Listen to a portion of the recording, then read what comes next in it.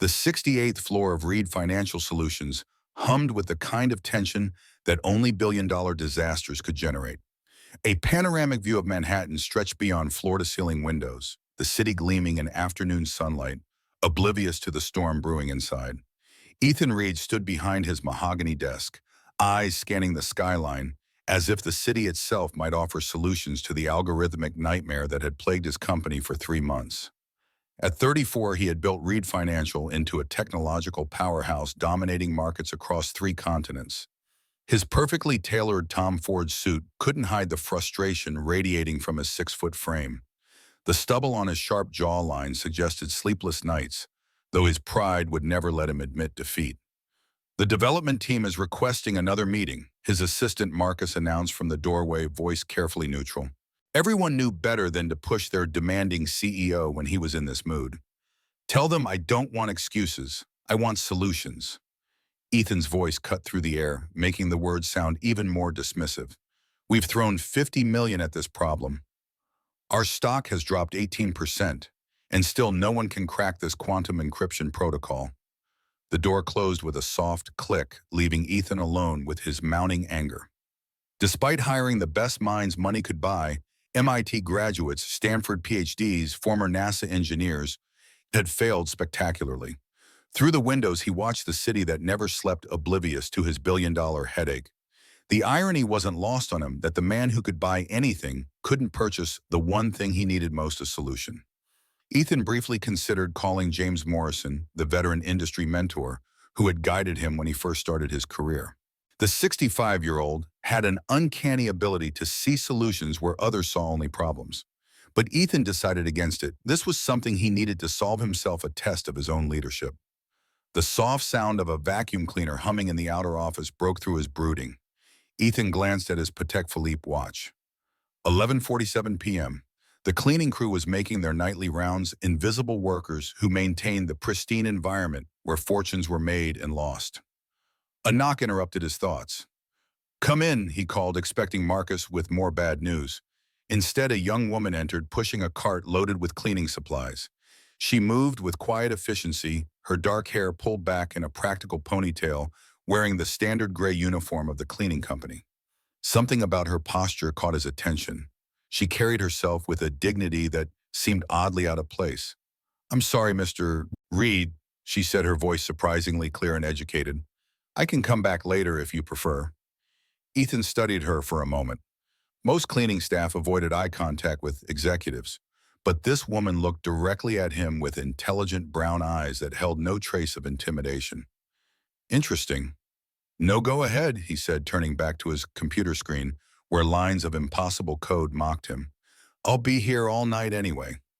As she began dusting his bookshelf with methodical precision, Ethan found himself stealing glances at her. There was something almost meditative about her movements, as if she found peace in creating order from chaos. Unlike the frazzled energy of his highly paid employees, she radiated a calm competence that was oddly soothing.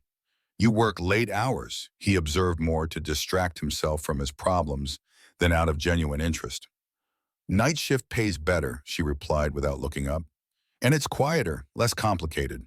Something in her tone suggested she knew about complications. Ethan found himself curious despite himself.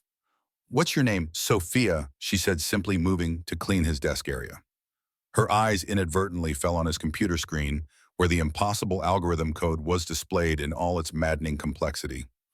Ethan noticed her pause, her cloth hovering over the surface of his desk. He also observed how her left hand briefly touched a worn wristwatch, seemingly an unconscious gesture of concentration.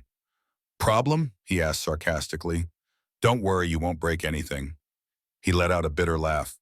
"Though at this point, I'm not sure it could get any worse." Sophia's eyes were fixed on the screen, her brow furrowed in concentration. "This is quantum encryption," she said quietly, almost to herself. Ethan's head snapped up. "Excuse me." She seemed to realize she'd spoken aloud and quickly looked away. "Nothing, sir. I should finish and let you work." But Ethan was standing now, his full attention focused on her. "No, what did you just say about quantum encryption?" Sophia's cheeks flushed slightly. I recognized some of the mathematical patterns. I used to study computer science." "Used to, ooh." Ethan moved closer, his business instincts suddenly alert. Before becoming a janitor, the question hung in the air like a challenge. Sophia's jaw tightened almost imperceptibly. Life doesn't always follow the plan, Mr. Reed. There was steel in her voice now, and Ethan realized he'd touched a nerve. Good. In his experience, people revealed their true nature when pushed. This algorithm, he said, gesturing at the screen, has stumped teams of PhD mathematicians for 3 months. It's cost my company millions. But you think you recognize it? Sophia's eyes met his directly. I didn't say I could solve it. I just said I recognized the pattern structure. Ethan felt a familiar thrill, the same sensation he got when sensing opportunity in a business negotiation. Here was either an opportunity to expose this woman's pretensions or something else entirely. Tell you what, he said, his voice taking on the smooth, dangerous tone that preceded his most ruthless business moves. If you're so confident about patterns, here's a challenge. He pulled out his phone and transferred funds with a few quick taps. I just put $155 million into an escrow account. Solve this algorithm and it's yours. Sophia stared at him as if he'd lost his mind. Mr. Reed, I think you are not being serious. I'm always serious about money, Ethan replied, his dark eyes glinting with a mixture of amusement and challenge. You have 4 hours. Solve what MIT's finest couldn't and walk away richer than most small countries. Fail and admit you're just another janitor with delusions of grandeur. The silence stretched between them, heavy with unspoken implications. Sophia's cleaning cart seemed to mock the absurdity of the situation, a billionaire offering a fortune to a woman who cleaned toilets for minimum wage. Why would you do this? Sophia asked quietly. Ethan shrugged, though his casual gesture belied the intensity in his eyes. Call it entertainment. I'm tired of watching expensive experts fail. Maybe it's time to see what happens when someone with nothing to lose takes a shot. Sophia looked at the computer screen again, then back at him. Something shifted in her expression, a hardening of resolve that transformed her face completely. When she straightened her shoulders, she no longer looked like a janitor at all. 4 hours, she asked. 4 hours. Sophia moved to his chair and sat down with a confidence that made Ethan's pulse quicken. Her fingers hovered over the keyboard for just a moment before she began typing with a speed and precision that immediately told him he'd made either a terrible mistake or discovered something extraordinary. Sophia's fingers flew across the keyboard with the fluid grace of a concert pianist, her previous deference completely abandoned. The transformation was so complete that Ethan wondered if he was witnessing an elaborate con or something far more intriguing. The core issue isn't the encryption itself, she murmured, her voice taking on a completely different cadence, analytical, confident, with undertones of excitement. It's the quantum entanglement verification protocol. Whoever designed this was thinking in classical terms about quantum behavior. Ethan moved behind her chair, watching lines of code appear and disappear faster than he could follow. The scent of her shampoo, something clean and understated, reached him, and he found himself oddly distracted by the graceful curve of her neck as she worked. You're debugging 3 months of work in real time, he observed, his voice closer to her ear than strictly professional. I'm not debugging, Sophia replied without looking up. I'm rebuilding. Your team was trying to force a square peg into a round hole. The mathematical foundation was flawed from the beginning. Her confidence was mesmerizing. This wasn't the hesitant janitor from 20 minutes ago. This was someone who spoke the language of advanced mathematics as fluently as she breathed. Where did you learn to code like this? Ethan asked, genuinely curious now. Sophia's hands paused for just a fraction of a second. MIT Computer Science and Applied Mathematics double major. Graduated summa cum laude. The casual way she dropped this information while completely rewriting his company's most challenging project struck Ethan as either massively arrogant or entirely truthful. Either way, he was fascinated. MIT, he repeated, and you're working as a janitor because sometimes brilliant people make catastrophically stupid personal decisions. Sophia said, her voice tight with controlled emotion, like trusting the wrong person with everything they've built. There was a story there, and Ethan found himself wanting to hear it. In his experience, the most interesting people were those who'd fallen from great heights and survived. Betrayed, he guessed. Sophia's typing never slowed, but he caught the almost imperceptible tightening around her eyes. He also noticed her thumb briefly brush against the old watch on her wrist at a gesture that seemed to give her strength. Business partner, also my fiancé, Aaron Wells. Amazing how efficiently someone can destroy your life when they have access to both your heart and your bank accounts. The bitter edge in her voice was unmistakable. Ethan felt an unexpected surge of anger toward a man he'd never met. He stole from you. He stole everything, Sophia said simply. Company patents, reputation, investment, capital. By the time I realized what was happening, he'd positioned himself as the genius behind our innovations at Quantum Shield, and me as the pretty face who'd gotten lucky with connections. Ethan studied her profile as she worked the strong line of her jaw, the focused intensity of her expression, the way she commanded the computer like it was an extension of herself. Nothing about Sophia suggested someone who'd gotten anywhere based on looks alone. Your patents, he asked. Blockchain security protocols. 3 of them now worth about 200 million combined. Sophia's laugh held no humor. Turns out love makes you sign documents without reading the fine print. Jesus, Ethan breathed. He'd heard of similar cases, brilliant innovators destroyed by trusted partners. But hearing it from someone currently earning minimum wage while casually revolutionizing his company's code created a cognitive dissonance he wasn't prepared for. The next few hours passed in intense concentration. Unlike his initial assumption, Sophia didn't solve the problem quickly. She encountered several significant roadblocks, muttering under her breath and occasionally touching that old watch when particularly frustrated. Ethan found himself genuinely impressed by her persistence and the elegance of her approach. Almost finished, Sophia announced, her voice returning to its professional tone. Your quantum verification system needed to account for temporal variance in entangled particles. The algorithm was assuming static behavior in a dynamic environment. Ethan blinked. I understood maybe half of that.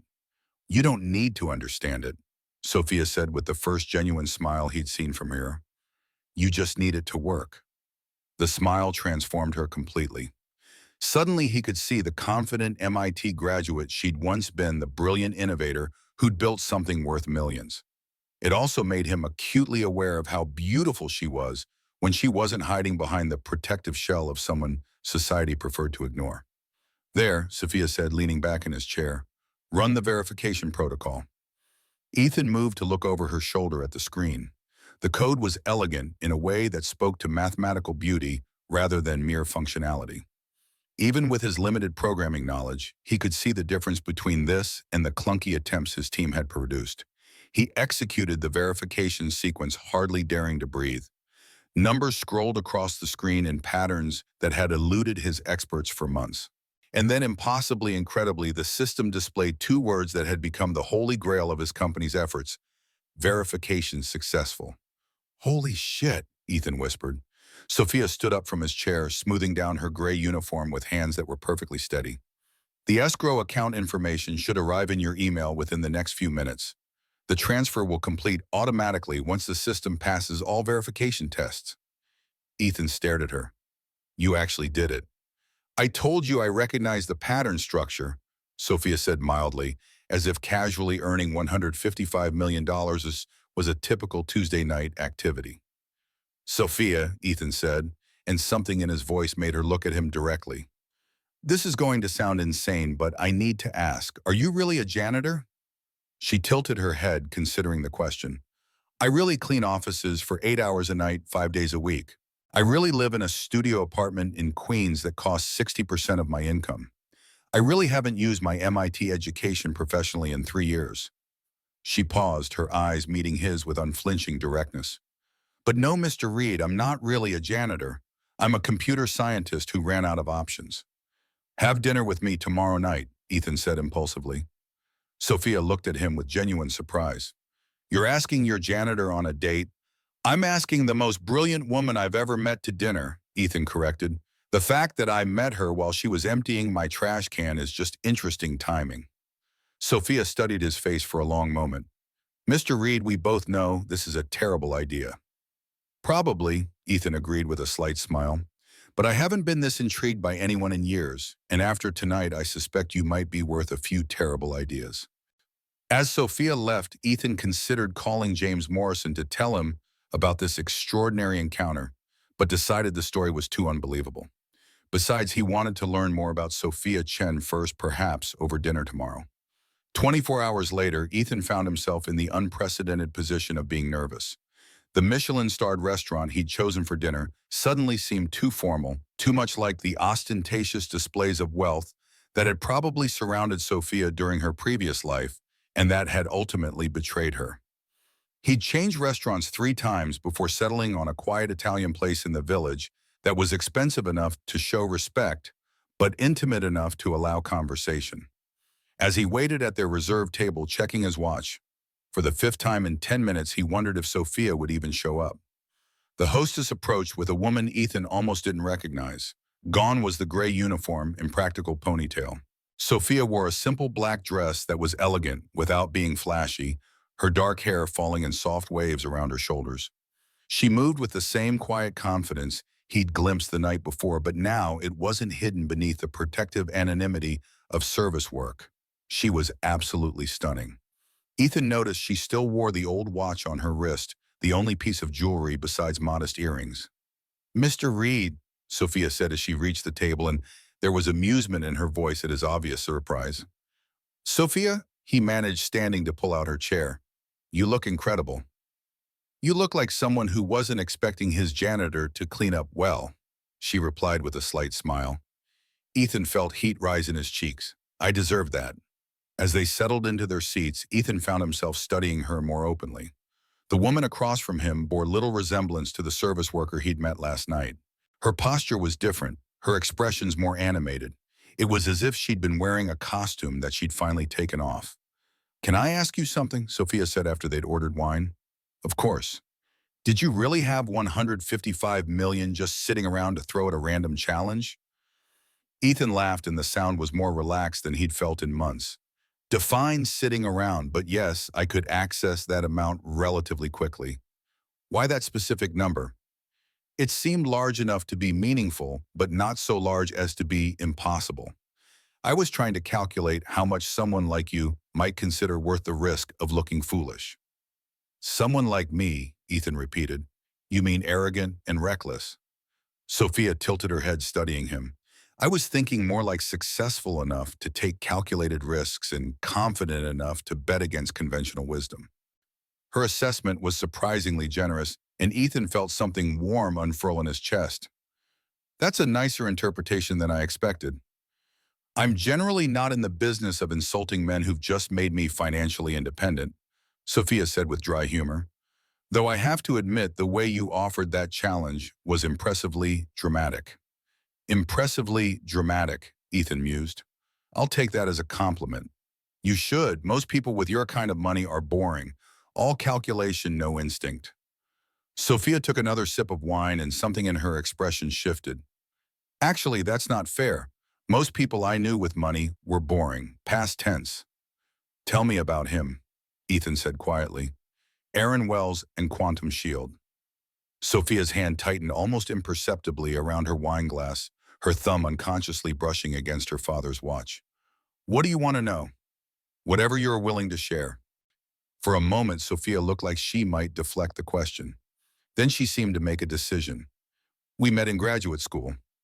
Brilliant programmer charming came from money but acted like he'd rather be judged on merit than family connections. I thought that meant he had integrity." Her voice remained steady, but Ethan could hear the careful control beneath it. "We started working together on blockchain protocols during our final year. The chemistry was incredible, both intellectually and personal. By graduation, we were engaged and had our first provisional patent." "What changed?" Sophia was quiet for so long that Ethan wondered if she would answer. When she spoke, her voice was barely above a whisper.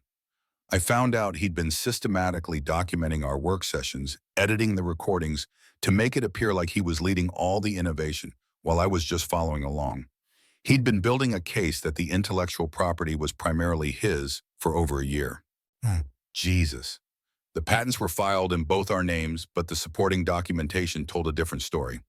When our startup began attracting serious investment interest, Aaron used that documentation to convince investors that I was a liability.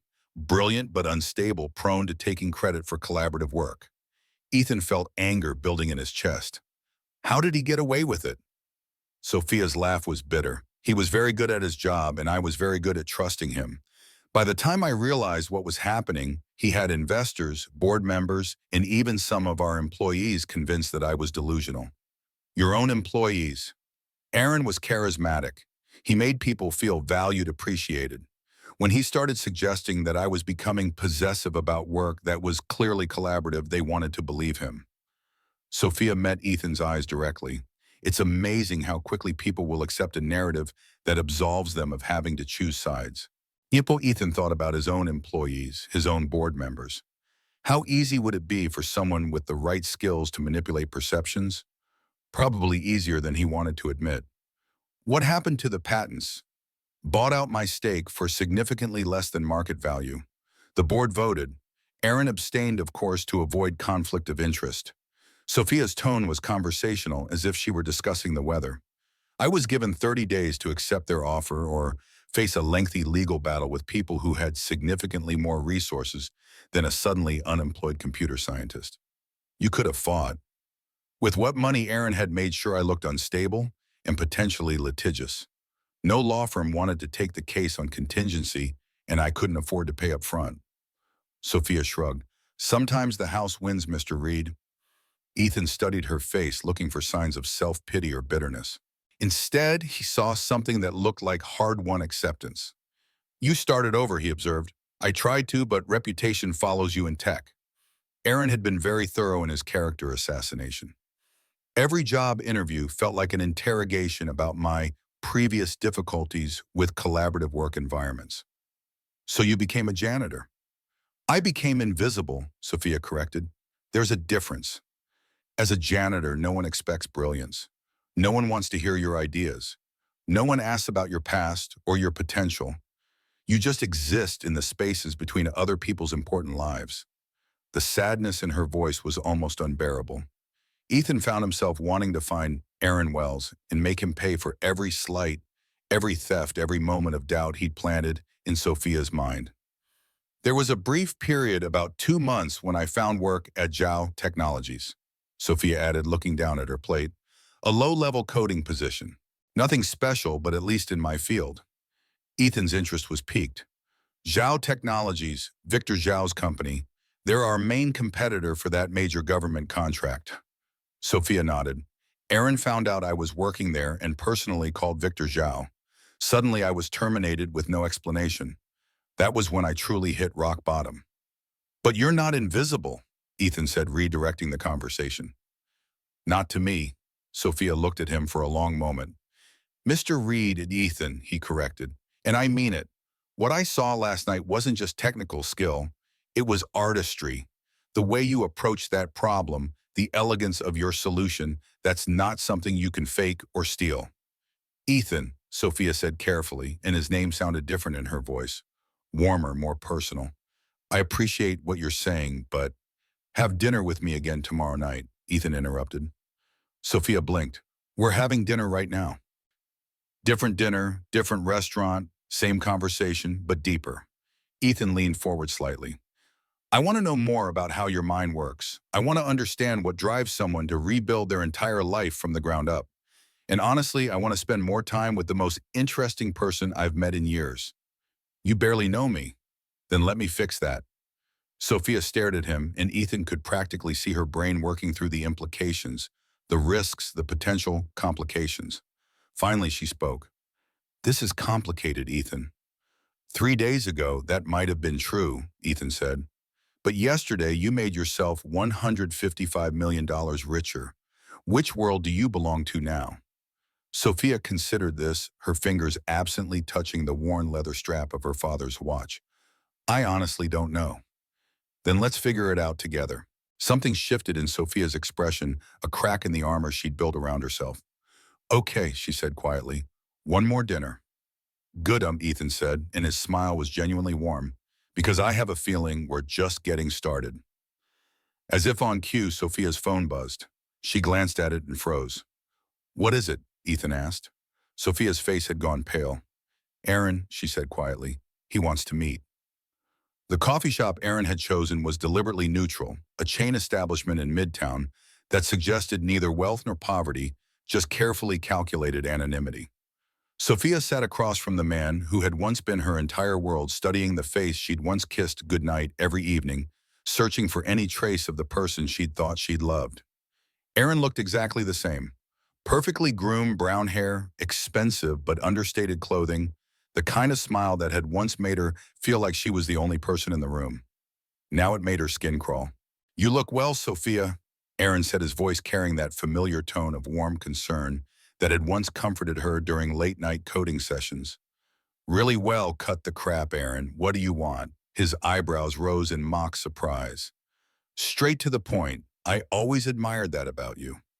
Sophia felt her jaw clench. "You have 30 minutes before I leave." Aaron leaned back in his chair, studying her with the calculating expression she'd learned to recognize too late. "I heard about your recent windfall, 155 million for solving an algorithm. Impressive." The words hit Sophia like ice water. "How did you hear about that?" "Sophia, you solved a problem that had been stumping Reed Financial for months. Word travels fast in our circles." "Our circles," Sophia repeated flatly. "I clean offices for minimum wage, Aaron. We don't travel in the same circles anymore." "Don't we?" Aaron's smile took on a predatory edge. "Because from where I'm sitting, it looks like you found yourself a very wealthy patron. Ethan Reed is quite the catch."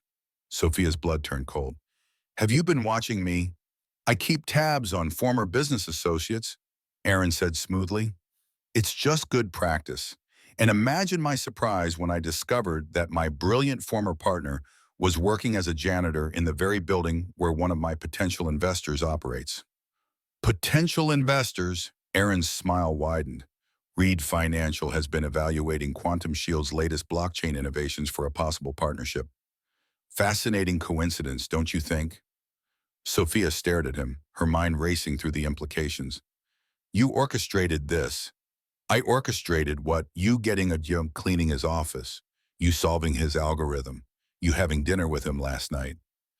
Aaron shook his head with false regret. "Sophia, you always did have a tendency toward paranoid thinking." The gaslighting was so smooth, so practiced, that for a moment Sophia felt the familiar doubt creeping in.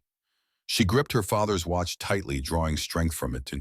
Then she remembered Ethan's reaction to her solution, the genuine surprise and respect in his eyes. Aaron couldn't have faked that. "What do you want?" she asked again. Aaron pulled out a tablet and slid it across the table. "I want you to look at this." The screen showed a contract-dense legal language that Sophia's trained eye could parse quickly. It was a non-disclosure and non-compete agreement specifically related to quantum encryption algorithms. "This is my signature," Sophia said, her voice barely above a whisper. "From our original partnership agreement," Aaron confirmed. "Section 15, subsection C. Any innovations related to quantum computing or encryption developed during our professional relationship remain subject to joint intellectual property claims for a period of 5 years post-dissolution." Sophia felt the world tilt. "I never agreed to that." "Your signature suggests otherwise. You added this clause after I signed." "Prove it."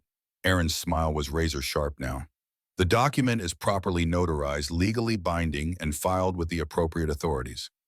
Any court would uphold it." Sophia's hands were shaking now, and she pressed them flat against the table to hide it. "Even if this were legitimate, I didn't develop anything for Yuku. I solved Ethan's algorithm independently." "Did you?" Why? Aaron tilted his head thoughtfully. "Because I have documentation suggesting that some of the foundational work you used in that solution was developed during our partnership. Specifically the temporal variance calculations that made your breakthrough possible." He was right, and they both knew it. The mathematical framework she'd used had been part of theoretical work they'd done together 2 years ago, work that had seemed purely academic at the time. "You can't prove I used that framework." "I don't need to prove it, Sophia. I just need to suggest it." Aaron leaned forward, his voice dropping to an intimate whisper. "Think about what happens when Reed Financial discovers that their brilliant new consultant might be legally obligated to share her innovations with a competitor. Think about how that affects their willingness to work with you." Sophia felt sick. "Ethan isn't working with me professionally." "Isn't he?" "Because my sources suggest he offered you a position with his company just yesterday, And the timing of your dinner date certainly suggests a professional relationship with personal benefits. The way he said it made Sophia feel dirty. You're disgusting. I'm practical. Aaron's mask slipped for just a moment, revealing something cold and calculating underneath. You cost me 18 months of development time, Sophia. 18 months of having to recreate innovations that were rightfully mine. I'm simply recouping my losses. Those innovations were mine. Prove it, Aaron said again, and the repetition was like a slap. In court with lawyers while Reed Financial watches their potential partner become embroiled in a lengthy intellectual property dispute. Sophia stared at him, understanding finally dawning. You want money. I want what's fair. 50% of your recent windfall seems reasonable. 77.5 million as compensation for the foundational work that made your solution possible. And if I refuse, Aaron's smile returned bright and terrible, then I file an injunction preventing you from using any algorithms that incorporate shared intellectual property. I leaked the story to the tech press about the legal disputes surrounding Reed's quantum encryption solution. And I make sure every potential employer in the industry knows that working with Sophia Chen comes with significant legal risks. The threat was comprehensive and devastating. Even if Sophia could eventually prove her case in court, the process would destroy any chance she had of rebuilding her career or her relationship with Ethan. You bastard, she whispered. I'm a businessman, Aaron corrected. And unlike you, I learned from our past mistakes. I don't let emotions cloud my judgment anymore. Sophia's phone buzzed with a text message. Ethan's name appeared on the screen. Hope your meeting goes well. Dinner tomorrow still on. The simple message, with its assumption that she was strong enough to handle whatever Aaron threw at her, almost broke her heart. Ethan had no idea what kind of legal and professional nightmare he was about to inherit by association. I need time to think, Sophia said. Of course. Aaron stood smoothly, leaving exact change for his coffee on the table. You have 48 hours to transfer the funds. After that, I file the paperwork and contact the press. He paused at her shoulder, his voice dropping to that intimate whisper again. Oh, and Sophia, you might want to think carefully about what you tell Reed about this conversation. Men like him don't appreciate complications, especially complicated women who come with legal baggage. Aaron walked away, leaving Sophia alone with the contract and the devastating realization that even her escape from his influence had been incomplete. Her phone buzzed again. Another message from Ethan. Actually, why wait free for dinner tonight? Sophia stared at the screen, her heart breaking. She typed and deleted 3 different responses before finally settling on, something's come up, rain check. The response came immediately, everything okay? Sophia typed yes, and immediately deleted it. Then no, and deleted that too. Finally, she turned off her phone and walked out of the coffee shop, leaving the contract on the table like the poison it was. She had 48 hours to choose between destroying Ethan's trust or destroying her future. Either way, Aaron would win again. Ethan stared at his phone for the 5th time in an hour, willing Sophia to respond to his messages.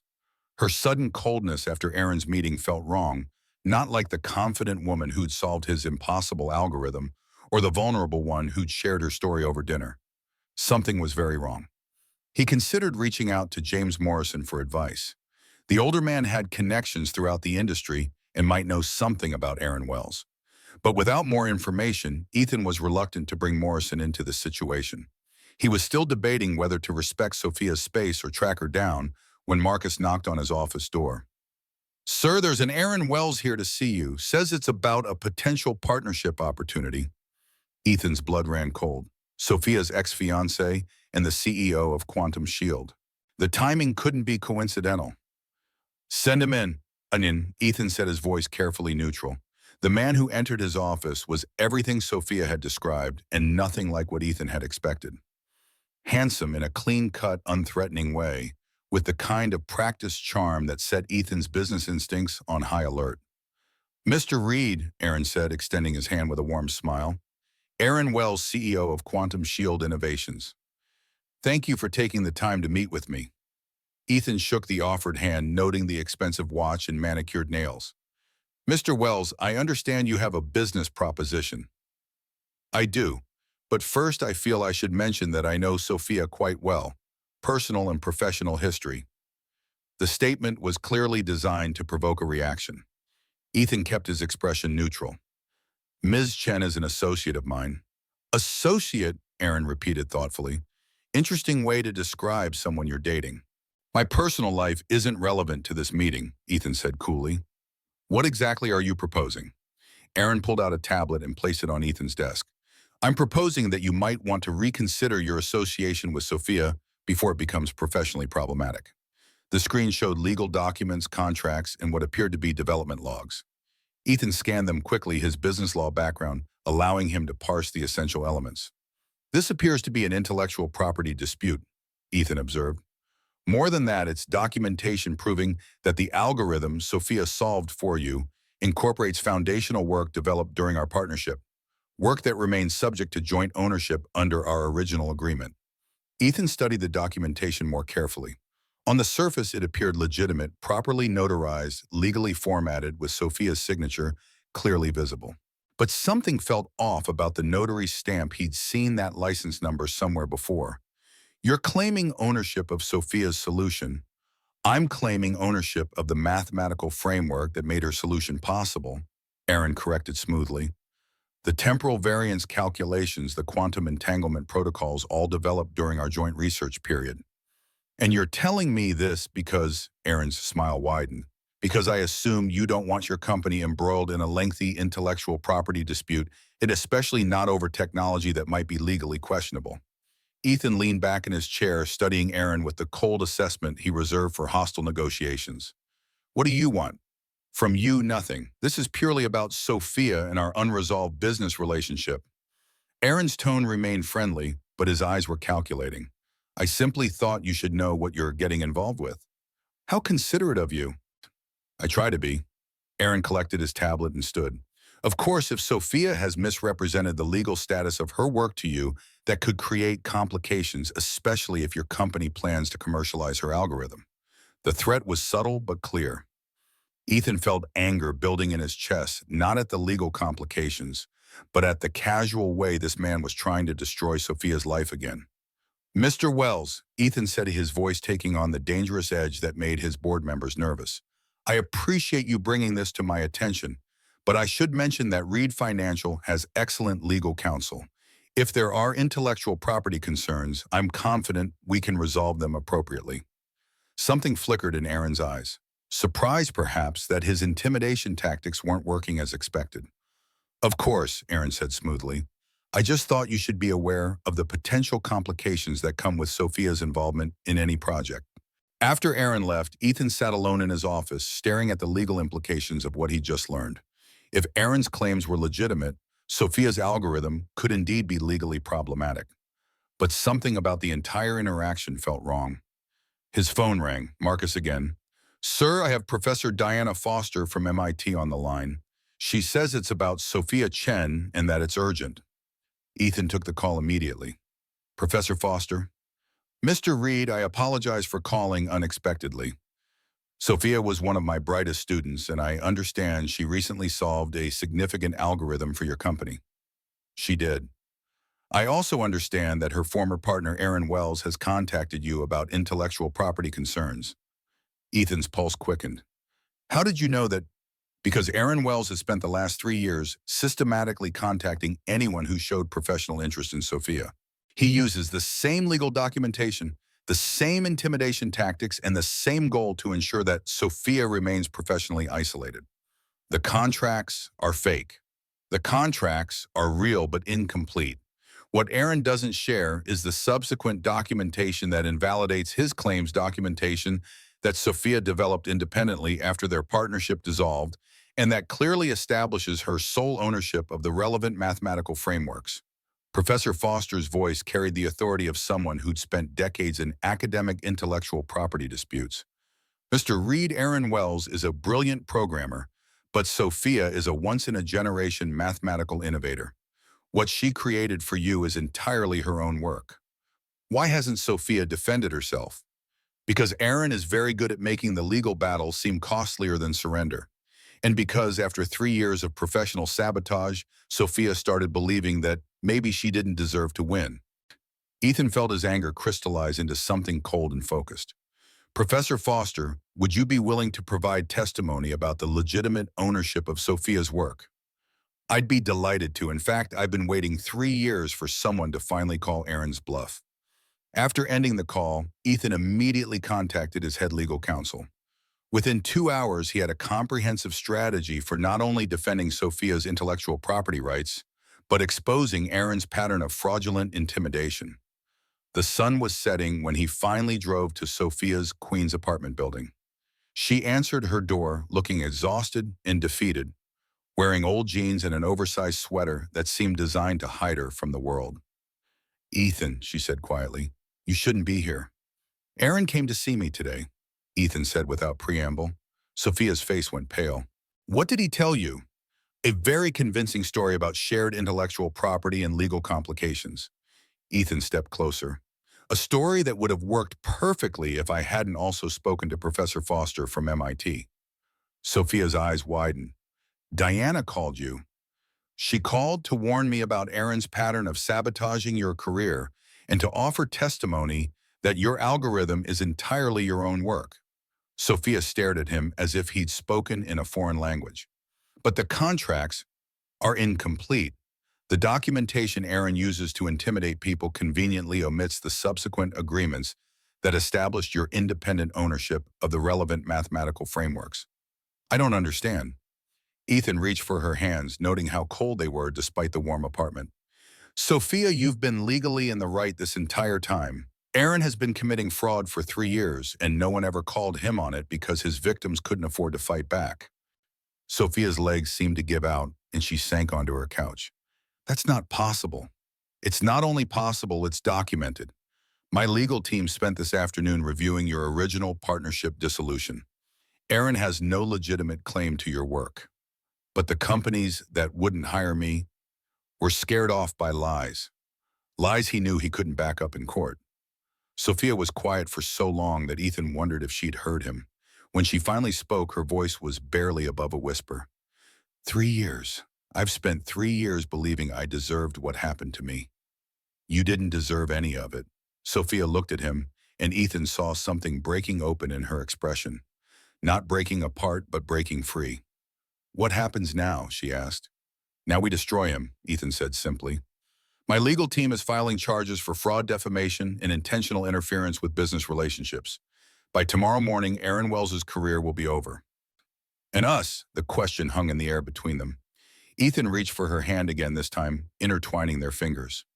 "Us," he said quietly, "is entirely up to you, but Sophia, I need you to know something. What I feel for you has nothing to do with algorithms or business or solving problems. It has everything to do with the fact that you're the most remarkable woman I've ever met." Sophia's eyes filled with tears. "Ethan, I've been so scared. For 3 years, I've been scared of hoping for anything better." "You don't have to be scared anymore," Ethan said, moving closer to her on the couch. "I'm not going anywhere." When Sophia finally kissed him, it tasted like freedom. But their moment of peace was short-lived. The next morning, Ethan received an urgent call from his security team. Someone had tried to breach Reed Financial's secure servers overnight, targeting specifically the files related to the quantum encryption algorithm. "The attack was sophisticated," his head of cybersecurity explained, "but we managed to trace it back to its source." "Let me guess," Ethan said grimly. "Quantum Shield Innovations." "Not quite. The attack came from Zhao Technologies, but we found communication logs between Zhao and Quantum Shield. They're working together." Ethan's blood ran cold. Victor Zhao was the CEO of one of the largest tech conglomerates in Asia and Reed Financial's main competitor for a critical government contract worth billions. If Zhao had obtained the algorithm, the consequences would be catastrophic. He immediately called Sophia, but her phone went straight to voicemail. Growing concerned, Ethan drove back to her apartment, only to find it empty. A neighbor mentioned seeing her leave early that morning with a man who matched Aaron's description. Panic rising in his chest, Ethan called his head of security again. "I need you to track Sophia Chen's phone, now." "Sir, that's not exactly legal without—" "Do it anyway. I believe she's been coerced by Aaron Wells. This is now a matter of national security." While waiting for results, Ethan decided it was time to call in reinforcements. He dialed James Morrison's number. "James, I need your help with something urgent." Mr. Reed, the gravelly voice replied. James Morrison here. I was just about to call you. I just got off the phone with Victor Zhao. He claims to have your algorithm and is using it to leverage the government contract away from you. Ethan felt sick. That's impossible. The algorithm is secure. Not according to Zhao. He says your brilliant consultant gave it to him willingly, a woman named Sophia Chen. That's a lie, Ethan said fiercely. Sophia would never— I believe you, James interrupted, which is why I'm calling. Something doesn't add up. Zhao was too smug, too confident. Meet me at my office in an hour. Bring whatever you have on this Sophia and her ex-partner. Ethan's security team called back moments later. Sir, we've traced Ms. Chen's phone. It's currently at the Zhao Technologies headquarters in Manhattan. Everything inside Ethan went still. Had he been wrong about Sophia? Had this all been an elaborate con? He refused to believe it. There had to be another explanation. With his heart pounding in his chest, Ethan gathered every piece of evidence he had and headed to James Morrison's office, determined to find out what had really happened to Sophia and to save both her and his company from whatever Aaron and Zhao had planned. James Morrison's office was nothing like the sleek, modern spaces at Reed Financial. Located in an old brownstone in Midtown, it felt more like a professor's study than a tech executive's headquarters, walls lined with books, furniture that had been chosen for comfort rather than style, and large windows that let in the afternoon sun. The man himself matched his surroundings. At 65, James Morrison was a tech industry legend with silver hair and piercing blue eyes that had seen the rise and fall of countless technologies and entrepreneurs. When Ethan first arrived in New York with nothing but ambition and algorithms, Morrison had been the only established figure willing to mentor him. You look like hell, son, Morrison said as Ethan entered the office. I feel worse, Ethan replied, placing a thick folder on the antique desk. Everything I have on Sophia Chen and Aaron Wells is in here, plus what we know about the algorithm breach. Morrison nodded, gesturing to a leather chair. Sit. You need to hear something first. Ethan sat, his exhaustion momentarily catching up with him. I'm listening. I've known Victor Zhao for 30 years, Morrison began, leaning back in his chair. We started in this business around the same time on opposite sides of the Pacific. He's brilliant, ruthless, and obsessed with winning at any cost. But he's also predictable in his arrogance. Morrison took off his reading glasses, polishing them methodically. When he called me this morning to gloat about acquiring your algorithm, something didn't sound right. Zhao was too smug, too specific about certain details. He wanted me to know that your brilliant consultant had given him the algorithm willingly. Sophia would never do that, Ethan said firmly. I agree, which is why I made a few calls. Morrison picked up a manila folder and slid it across the desk. 2 months after being forced out of Quantum Shield, Sophia Chen briefly worked at Zhao Technologies, just under 8 weeks before being abruptly terminated. Ethan nodded. She mentioned that last night, said Aaron personally called Zhao and had her fired. Correct. The interesting part is what happened after. According to my sources, Aaron Wells and Victor Zhao have been collaborating for years, far longer than anyone realized. Zhao provided funding for Quantum Shield through shell companies, and in return, Aaron shared Sophia's innovations. Morrison pulled out several financial documents with highlighted sections. Here, 3 separate wire transfers from offshore accounts linked to Zhao, all coinciding with major technological breakthroughs at Quantum Shield during the period Sophia was still there. The timing is too perfect to be coincidental. So they've been working together all along, Ethan said, the pieces falling into place. But why would Zhao want Sophia now? Because Aaron Wells offered him something valuable enough to overlook past conflicts. Morrison leaned forward. The government contract you're both competing for is worth billions. With the quantum encryption algorithm, Zhao would have a significant advantage. Ethan shook his head. But Sophia solved that algorithm for me. If she's at Zhao's headquarters now— I don't think she went willingly, Morrison interrupted. And I don't think she gave them anything. Think about it, Ethan. Why would Zhao call me specifically to brag he wanted me to tell you? He wanted to drive a wedge between you and Sophia. Ethan processed this. So either he's lying about having the algorithm, or they have Sophia and are trying to force her to recreate her solution for them, Morrison finished grimly. The thought made Ethan's blood run cold. He stood up abruptly. I need to get to Zhao Technologies, now. Not so fast, Morrison pulled out another document. We need leverage. Remember how I said Zhao was predictable in his arrogance? He's also notoriously paranoid about information security. His systems are airtight from the outside, but vulnerable from within. Ethan finished seeing where Morrison was going. Exactly. His focus on external threats often leaves internal networks with surprising vulnerabilities. If Sophia is inside their building and can access a terminal, she could create a back door for us, Ethan said, hope flickering to life. But how do we communicate with her? They'll have taken her phone. Morrison smiled, pulling out an old-fashioned pocket watch.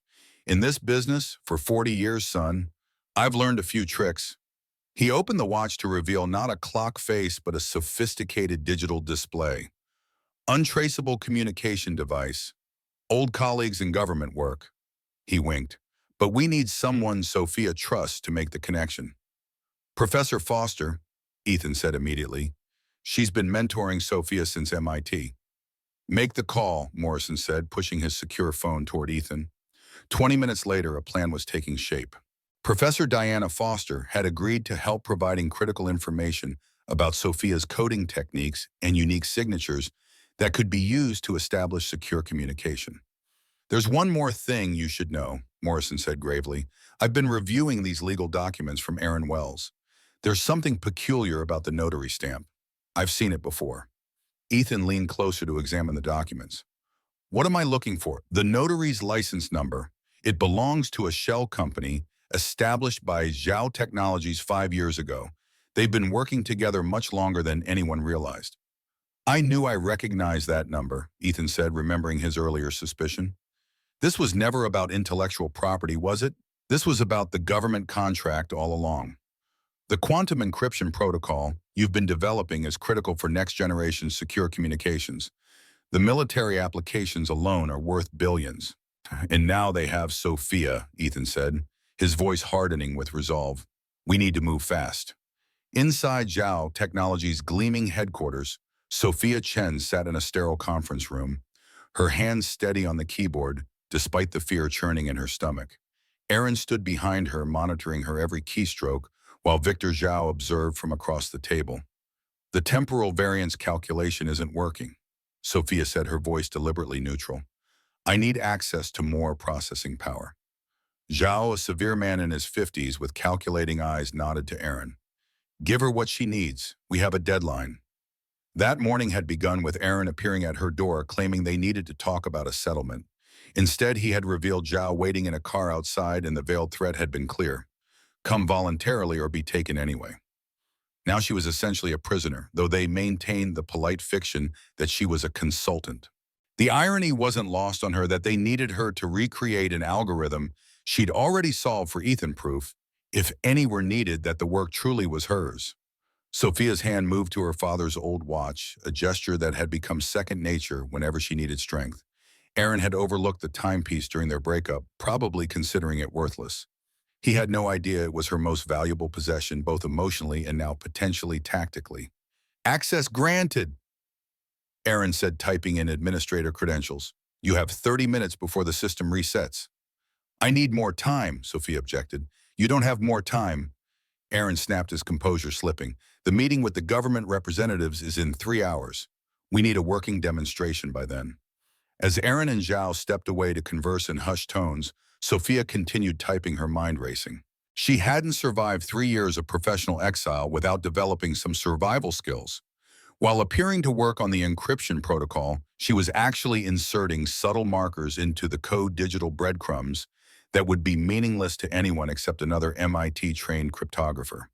If Diana Foster ever reviewed this code, she would immediately recognize the embedded message, coerced, false solution, help. The terminal suddenly flickered, a momentary glitch that would have been imperceptible to most users. But Sophia caught it, a split-second pattern that she recognized from her graduate work. It was the digital equivalent of a secret knock, one that Professor Foster had taught to only her most trusted students. Someone was trying to communicate with her. Someone who knew Diana. Heart pounding, Sophia continued coding while discreetly opening a hidden diagnostic window. A message appeared encrypted in a pattern she immediately recognized: S, E on secure channel. Morrison helping. Stall them. Insert vulnerability at node 7. We're coming. Delete this. Ethan was looking for her. Sophia closed the window and took a deep breath. Now she had a plan. I need a break, she announced loudly. I can't concentrate with you hovering. Aaron started to object, but Zhao raised a hand. 10 minutes. No communications. When they left her alone, Sophia worked quickly, inserting a carefully crafted vulnerability into the algorithm. To the untrained eye, it would appear to be a standard validation routine. In reality, it was a backdoor that would allow external access to Zhao's supposedly impenetrable system. What's more, she recognized that Aaron's security system was built on her own foundational code he'd stolen from her 3 years ago. In his arrogance, he hadn't bothered to substantially modify it, assuming she would never again have access to his systems. This was a critical mistake that gave Sophia an enormous advantage. She knew exactly where the weaknesses were because she had designed the original architecture. As she worked, Sophia couldn't help but feel a grim satisfaction.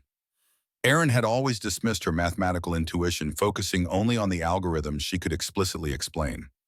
He never understood that true innovation often came from that intuitive leap that preceded formal proof, the ability to see patterns and connections before they could be articulated. It was this very quality that made her dangerous to him now. Meanwhile, across town, Ethan Morrison and Professor Foster were gathered around a complex array of equipment in Morrison's office. She's received our message, Foster confirmed, her fingers flying over her keyboard. And she's brilliant. Look at this. She pointed to code appearing on her screen. She's created a vulnerability that's practically invisible unless you know exactly what to look for. Ethan leaned closer. Can we use it? Already am in aim, Foster replied. Establishing connection now. We'll have access to their internal systems in 3 minutes. Wait, there's something else, Foster said, her eyes widening. Sophia's found a major weakness in their security architecture. It appears that Aaron Wells has been using Sophia's original security framework all these years. He barely modified it. She's exploiting vulnerabilities that only she would know about because she created the system in the first place. Poetic justice, Morrison commented with a grim smile. There's more, Foster added, leaning closer to her screen. She's not just creating a backdoor, she's implanting evidence. Look at this code. She's tracing the modifications Aaron made to her original work, showing exactly how and when he altered the documentation. It's like she's building a case from the inside. Morrison was on the phone with his contacts at the FBI. Yes, I understand the sensitivity, but I'm telling you, Zhao Technologies is holding an American citizen against her will and attempting to steal classified encryption technology. This isn't just corporate espionage, it's a matter of national security. Ethan paced the room, checking his watch repeatedly. Once we have proof, how quickly can they move in? Teams are already in position, Morrison assured him. They just need justification for a warrant. Got it, Foster announced triumphantly. I'm in their security system, accessing camera feeds now. Screens lit up showing various areas of the Zhao Technologies building. Their conference room on the executive floor. The image showed Sophia sitting alone at a terminal, her posture tense but her expression determined. Ethan felt relief wash over him quickly, followed by renewed concern. How do we get her out of there? First, we gather evidence, Morrison said. Professor, can you access their internal communications? Working on it, Foster replied. Their encryption is good, but not as good as their reputation suggests. Their email exchanges between Zhao and Aaron Wells going back 3 years. Multiple references to the Chen situation and quantum protocol acquisition. Forward everything to my FBI contact, Morrison instructed. Ethan, look at this. On another screen, a document appeared, the original partnership agreement between Sophia and Aaron. Morrison pointed to a specific section. The quantum computing clause has different formatting than the rest of the document. It was clearly added after the fact. Can you prove that? Ethan asked urgently. The document metadata shows it was modified 2 days after Sophia's signature was applied, Foster confirmed. Classic case of fraudulent alteration. This alone is enough for criminal charges. We need more, Ethan insisted. I want Aaron and Zhao both behind bars for this. As if on cue, the security feed showed Aaron and Zhao returning to the conference room where Sophia waited. Their body language was tense, intimidating. Audio, Ethan asked. Foster nodded, typing rapidly. Coming through now. Running out of patience. Zhao's voice came through clearly. The government representatives will be here in 2 hours. Either you complete the algorithm or there will be consequences. I'm working as fast as I can, Sophia replied calmly, but quantum encryption isn't something you can rush, unless you want solutions that collapse under actual usage conditions. Don't play games with us, Sophia, Aaron warned. Remember our agreement. Agreement, Sophia laughed bitterly. You mean your threats to destroy what's left of my professional reputation? Or are you referring to essentially kidnapping me this morning? No one forced you into that car, Aaron said smoothly. The two men with concealed weapons suggested otherwise, Sophia retorted. Ethan's jaw tightened at this revelation. That's kidnapping. Tell the FBI to move in now. Wait, Morrison cautioned. We need them to explicitly connect themselves to the fraud and coercion. Right now, they could claim this was just aggressive recruitment. On screen, Zhao moved closer to Sophia. Ms. Chen, let me be clear. You will complete this algorithm today, or the falsified evidence of corporate espionage that Mr. Wells has prepared will be sent to every technology company and law enforcement agency in the country. You'll never work in technology again, not even as a janitor. There it is, Morrison said grimly. Extortion on record. Making the call now. While Morrison coordinated with the FBI, Ethan kept his eyes fixed on the screen watching as Sophia continued to work under duress. Her fingers moved confidently over the keyboard, her expression revealing nothing of her inner turmoil. Even in this moment of extreme pressure, she was remarkable. I need to be there when they go in, Ethan said firmly. Absolutely not, Morrison objected. This is going to be a federal operation. They won't want civilians anywhere near the building. I'm not asking permission, Ethan said, already heading for the door. Professor Foster, can you maintain the connection and keep feeding information to the FBI? Of course, she replied without looking up from her screens. But Ethan James is right, this could be dangerous. So is leaving Sophia alone with those men for another minute, Ethan said. Morrison, are you coming or staying? The older man sighed heavily. You know, you remind me of myself at your age. Equally stubborn, equally reckless. He grabbed his coat. Let's go. I still have friends at the Bureau who might keep us from getting arrested for interfering. They arrived at Zhao Technologies just as FBI agents were establishing a perimeter around the building. Morrison immediately approached the agent in charge, flashing credentials that Ethan hadn't known he possessed. James Morrison, special advisor. This is Ethan Reed. He has direct knowledge of the situation and the victim. The agent, a stern woman in her 40s, eyed them skeptically. Mr. Morrison, your reputation precedes you, but this is a federal operation. You and Mr. Reed need to remain outside the perimeter. Agent, please, Ethan interjected. Sophia Chen is in there because of me. She was solving an algorithm for my company when she was targeted. I need to be there when you bring her out. Your personal feelings aren't relevant to this operation, Mr. Reed. But his technical expertise is, Morrison countered smoothly. Ethan Reed is one of the few people who understands the quantum encryption algorithm these suspects are trying to steal. If they attempt to delete or corrupt the evidence, you'll need his help to recover it. The agent wavered, then nodded curtly. You can join the technical team in the mobile command center, but you stay there until the building is secure. Understood. Inside the command center, Ethan watched the operation unfold on multiple screens. FBI cyber specialists were already using the backdoor Sophia had created to lock down Zhao's systems, preventing any evidence from being destroyed.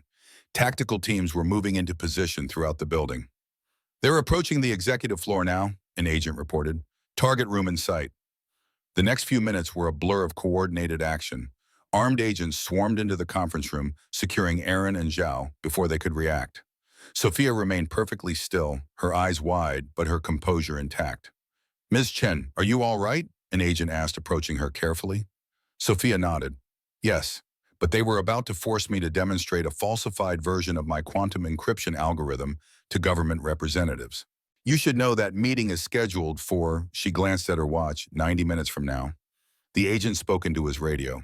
We need to intercept any government representatives en route to Zhao Technologies. Possible attempt to defraud the federal government. Ethan couldn't wait any longer. Despite strict instructions to stay put, he slipped out of the command center and made his way to the executive floor. He arrived just as agents were escorting Aaron and Zhao, both in handcuffs, toward the elevator.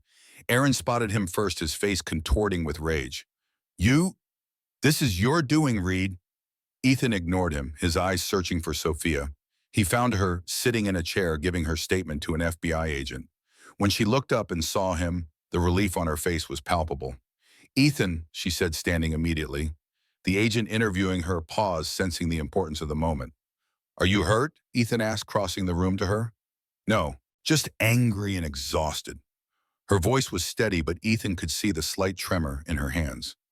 "We'll finish this statement later, Ms. Chen," the agent said tactfully, stepping away to give them a moment of privacy. As soon as they were alone, they then pulled Sophia into his arms, holding her tightly, as if to reassure himself that she was really there, safe and whole.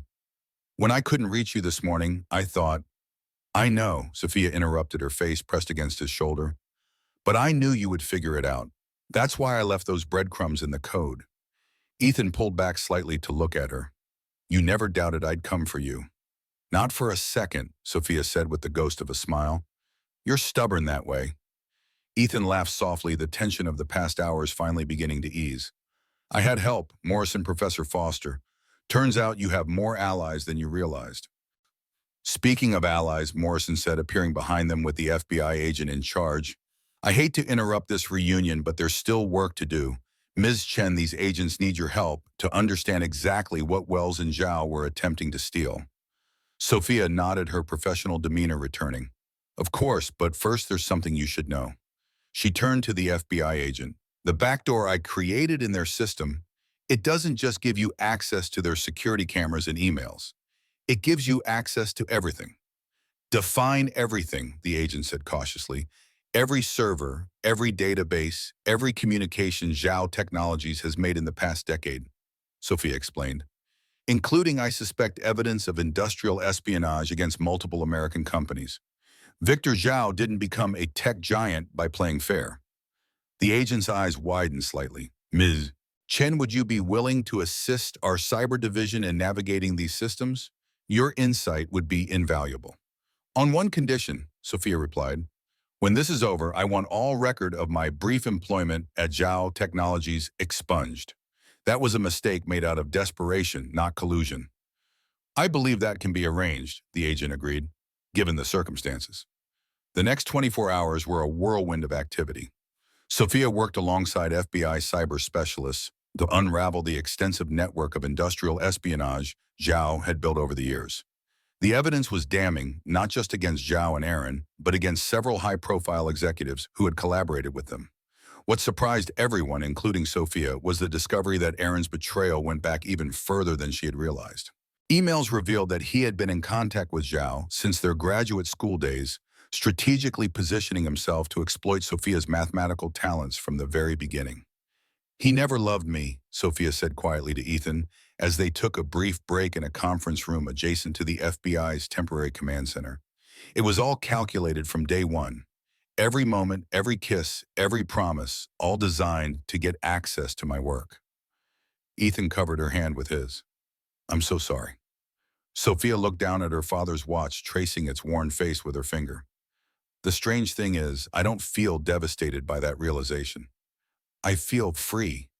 Like the last piece of doubt about whether I somehow deserved what happened has finally been put to rest." "You never deserved any of it," Ethan said firmly. "I know that now." Sophia met his eyes. "And I'm ready to build something new, something that's truly mine." 3 months later, the legal proceedings against Aaron Wells and Victor Zhao were well underway. The evidence Sophia had helped the FBI recover had led to multiple indictments for fraud, coercion, industrial espionage, and attempted theft of trade secrets. Both men were facing significant prison time, and their companies had been placed under federal oversight. The most damning evidence had come from Sophia's technical testimony in court, where she demonstrated in real time how Aaron had altered documents and systematically stolen her work. Using the original timestamps embedded in her father's watch, which contained a hidden backup drive she'd created during her time at Quantum Shield, Sophia was able to prove definitively that the intellectual property was hers. The courtroom had fallen silent as she methodically disassembled Aaron's security systems, pointing out where he'd simply copied her original code without understanding the subtle watermarks she'd embedded within it. It was the technical equivalent of an artist signing their canvas undeniable proof of authorship that Aaron in his arrogance had never discovered. Your innovative approach to hiding timestamps in that old watch saved the case, the lead prosecutor had told her afterward. The moment you used it to prove the chronology of your work versus Wells's forgeries, I've never seen a defendant deflate so completely. My father always said time was our most precious resource, Sophia had replied. I guess he was right in more ways than one. The government contract that Zhao had coveted so desperately was now securely in Reed Financial's portfolio, worth even more than the initial estimates had suggested. Their stock had not only recovered, but reached record highs. But for Sophia, the most significant development wasn't the legal victory or even the vindication of her professional reputation. It was the decision she had made about her future. I'm not joining Reed Financial, she told Ethan over dinner at his apartment 6 weeks after the raid on Zhao Technologies. I'm starting my own company. Ethan had expected this. In fact, he'd been formulating a proposal to support her. Tell me more. I want to build a security firm focused on quantum encryption, but with a specific mission. I want to hire brilliant women who've been pushed out of tech the way I was. There's so much untapped talent out there, people whose careers have been derailed by harassment, discrimination, or outright theft of their work. Ethan nodded, already envisioning how this could work. You'd be addressing a market inefficiency, tapping into a talent pool that others are overlooking. Exactly. Sophia's eyes lit up with excitement. And beyond the business case, there's the human impact. I know what it's like to believe your career is over, to feel that your talents are worthless. I want to create a place where people can rebuild, where merit actually matters. Phoenix Quantum, Ethan said thoughtfully. Sophia tilted her head. What Phoenix Quantum? That's what you should call it, rising from the ashes, focused on quantum security. It's perfect. A slow smile spread across Sophia's face. Phoenix Quantum. I like it. I want to invest, Ethan said immediately, as a silent partner. No control, just capital. Ethan, this isn't charity or favoritism, he said firmly. It's the smartest investment I could make. You've proven you're the best in the field, and your vision for this company makes perfect business sense. I'd be an idiot not to get in on the ground floor. Sophia studied him for a long moment, then nodded. All right, but we keep our personal and professional ties separate. The company succeeds or fails on its own merits. Agreed, Ethan said, raising his glass in a toast. To Phoenix Quantum. To new beginnings, Sophia added, clinking her glass against his. 6 months after that fateful night when a janitor solved an impossible algorithm, the top floor of Reed Financial Solutions was buzzing with a different kind of energy. Gone was the tense atmosphere of imminent financial disaster. Instead, the space hummed with the excitement of innovation and success. Ethan stood at the window of his office, watching the sunset paint Manhattan in shades of gold and crimson. But none of that was what made Ethan smile as he adjusted his tie and checked his watch. A knock at his door pulled him from his thoughts. James Morrison entered, looking more relaxed than Ethan had seen him in years. The car's waiting downstairs. You ready for this, son? Ethan took a deep breath. As ready as I'll ever be. Nervous, Morrison chuckled. The great Ethan Reed, who faces down corporate sharks without blinking, nervous about a dinner party. Not just any dinner party, Ethan reminded him. The official launch of Phoenix Quantum. This is Sophia's night. I want everything to be perfect. It will be, Morrison assured him. Diana's already there, making sure the technical demonstrations run smoothly. And from what I hear, the guest list is impressive. 3 government agencies, 5 Fortune 500 CTOs, and a dozen venture capital firms, all eager to work with the brilliant Sophia Chen. Ethan smiled at the thought. After the arrests of Aaron and Zhao, Sophia had declined his offer to join Reed Financial. Instead, with his full support and a significant investment, she had founded Phoenix Quantum, a company focused on developing secure quantum encryption protocols, with a team comprised entirely of women who, like Sophia, had faced discrimination or sabotage in the tech industry. Have you seen the Bloomberg article? Morrison asked, handing Ethan his phone. They're calling Phoenix Quantum the most important cybersecurity startup of the decade. Ethan scanned the article, pride swelling in his chest at the photo of Sophia standing confidently in front of her new company headquarters. The piece detailed her journey from MIT prodigy to industry outcast to founder and CEO, painting her as a symbol of resilience and innovation. She deserves all of this and more, Ethan said quietly. And the other matter, Morrison asked with a knowing look. Have you decided when? Ethan patted his jacket pocket, feeling the small velvet box inside. Tonight, after the speeches and demonstrations, once she's had her moment in the spotlight. Good man, Morrison approved. Though I still think you're taking a risk. Most men propose first, then the woman accepts. Sophia isn't most women, Ethan pointed out, and our relationship has never followed the conventional path. The launch event for Phoenix Quantum was being held at an elegant rooftop venue with panoramic views of the city. When Ethan arrived, the space was already filled with the elite of the tech and financial worlds, all gathered to witness the debut of what industry insiders were calling revolutionary technology. He spotted Sophia immediately. She was across the room, engaged in animated conversation with Professor Foster and a group of government officials. She wore a deep blue dress that caught the light as she moved her hair styled in elegant waves. The transformation from the janitor he'd met 6 months ago was striking, but what truly took his breath away was the confidence she now carried, the certainty of a woman who had reclaimed her rightful place in the world. As if sensing his presence, Sophia looked up, her eyes finding his across the crowded room. The smile that spread across her face made Ethan's heart race. She excused herself from her conversation and made her way toward him. You're late, she said when she reached him, her tone teasing.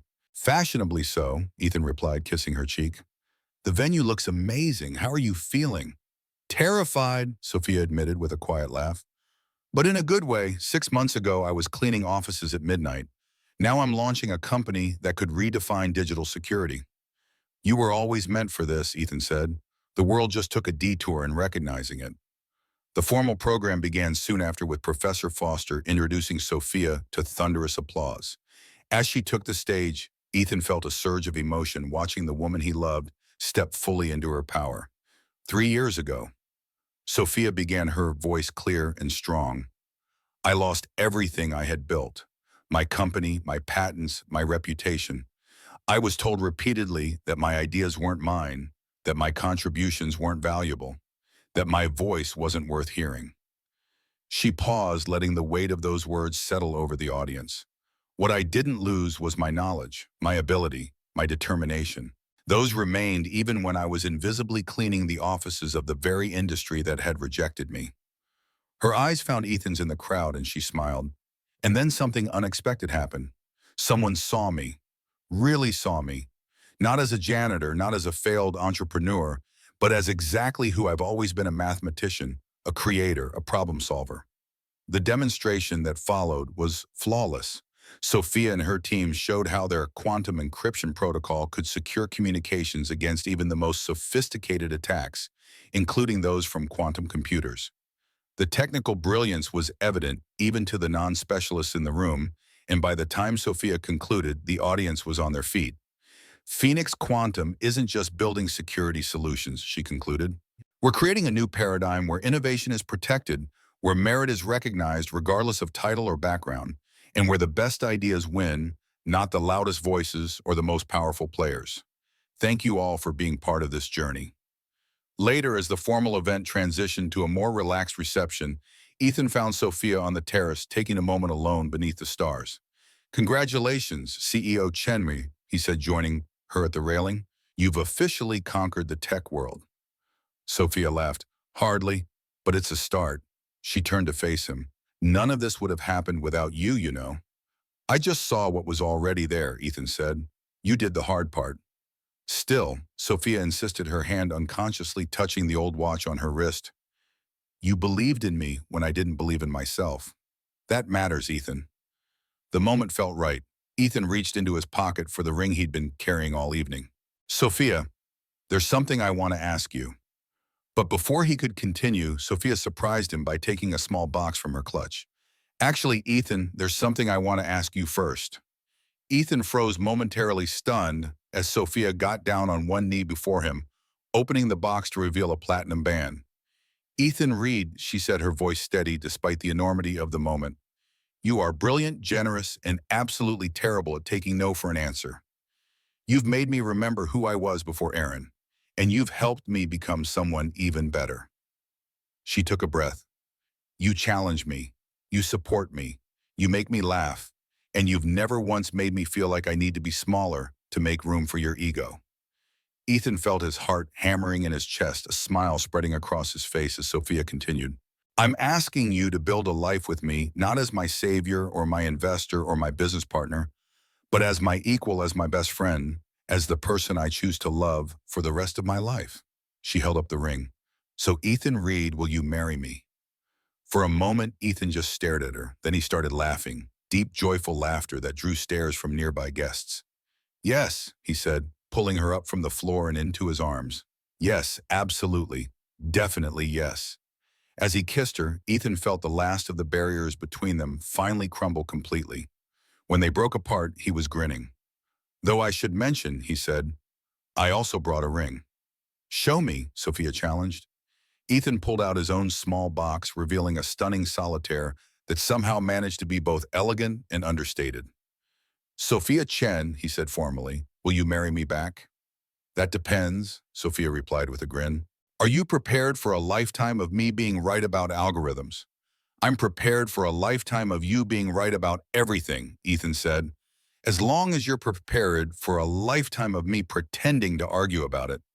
"Deal," Sophia said and kissed him again. The courtroom was packed on the day of sentencing for Aaron Wells and Victor Zhao. Both men had been found guilty on multiple counts of fraud, coercion, industrial espionage, and attempted theft of trade secrets. The 9-week trial had become a sensation in the tech industry, with daily coverage highlighting the systematic sabotage of Sophia's career and the extensive corporate espionage network Zhao had built. Sophia sat in the front row beside Ethan, Professor Foster, and James Morrison. She wore the quiet confidence of someone who had already won the most important battle, reclaiming her life and future. The judge, a stern woman in her 60s with decades of experience in intellectual property cases, delivered her verdict with clear disdain for the defendants. The evidence presented in this case reveals not just isolated incidents of fraud, but a systematic campaign to appropriate another person's intellectual property and destroy their professional reputation. She stated, "Mr. Wells, your deliberate alteration of documents, manipulation of colleagues, and ongoing harassment of Ms. Chen represents one of the most egregious cases of intellectual property theft this court has seen." She turned her attention to Zhao. "And Mr. Zhao, your willing participation in this scheme, combined with your company's pattern of industrial espionage against American companies, demonstrates a flagrant disregard for the law." The sentences were substantial: 7 years for Aaron and 10 for Zhao, along with financial penalties that would effectively dismantle their business empires. As they were led away in handcuffs, Aaron turned to glare at Sophia one last time, his face twisted with hatred. But Sophia didn't feel the triumph she'd expected. Instead, she felt something closer to peace, the closing of a chapter that had consumed too much of her life already. "How do you feel?" Ethan asked quietly as they left the courthouse. Sophia thought for a moment, her hand resting on her father's watch. "My father always told me that time is our most precious resource. Don't let anyone steal your time, Sophie," he'd say. And that's exactly what Aaron did. He stole 3 years of my life. She looked up at Ethan, her eyes clear. "But I'm not going to give him any more of my time. I'm ready to move forward." 1 year after Sophia solved an impossible algorithm in Ethan's office, Phoenix Quantum had grown into one of the most respected cybersecurity firms in the country. Their quantum encryption protocols had become the industry standard, with contracts spanning government agencies, financial institutions, and technology companies worldwide. More importantly, the company had become a haven for brilliant women in tech who had been overlooked or pushed aside elsewhere. The wedding was intimate, held at a small vineyard in upstate New York with just 30 guests, a stark contrast to the high-profile corporate events that filled their professional calendars. Professor Foster was Sophia's matron of honor, while Morrison stood proudly as Ethan's best man. During the ceremony, Sophia wore her father's watch polished to a shine, but still bearing the scratches and wear that made it uniquely hers, a symbol of the journey that had brought her here. "Time is our most precious resource," she quoted in her vows, "and I choose to spend mine with you." Later, as they walked hand in hand through the vineyard that had witnessed their union, Sophia reflected on the strange turns life could take. A year ago, she'd been invisible, broken, convinced that her story was over. Now she was married to a man who saw her as she truly was, running a company built on her own terms, surrounded by people who valued her mind and her heart. "Any regrets?" Ethan asked, as if reading her thoughts. Sophia considered the question seriously. About Aaron, about the 3 years of struggle, about everything that had led her to that office building on the night she met Ethan. She stopped walking and turned to face him. "Not a single one," she said firmly, "because every terrible thing that happened led me to you, and this us is worth all of it. Even the part where I was an arrogant ass who challenged a janitor to solve impossible algorithms. Especially that part," Sophia said with a laugh. "Though for the record, I was never really a janitor." "No," Ethan agreed softly. "You were a brilliant woman waiting for the right moment to remind the world who she was." Sophia stood on her tiptoes to kiss him one more time. "Thank you for being my moment," Ethan read. "Thank you for being mine, Sophia Chen." As they walked back toward their waiting guests, planning a future that neither of them could have imagined a year earlier, Sophia realized that sometimes the best love stories begin with the ending of everything you thought you wanted. Sometimes you have to lose yourself completely to discover who you were meant to become. And sometimes, if you're very lucky, you find someone who sees your potential even when you've forgotten it exists. Someone who doesn't save you, but stands beside you while you save yourself. The night of her wedding, Sophia carefully placed her father's watch in a small display case next to a framed picture of her parents. It had served its purpose, guiding her through dark times, preserving the evidence that reclaimed her work, and reminding her of her father's most important lesson about the value of time. Now she had a lifetime ahead with Ethan to put that lesson into practice, building something neither of them could create alone.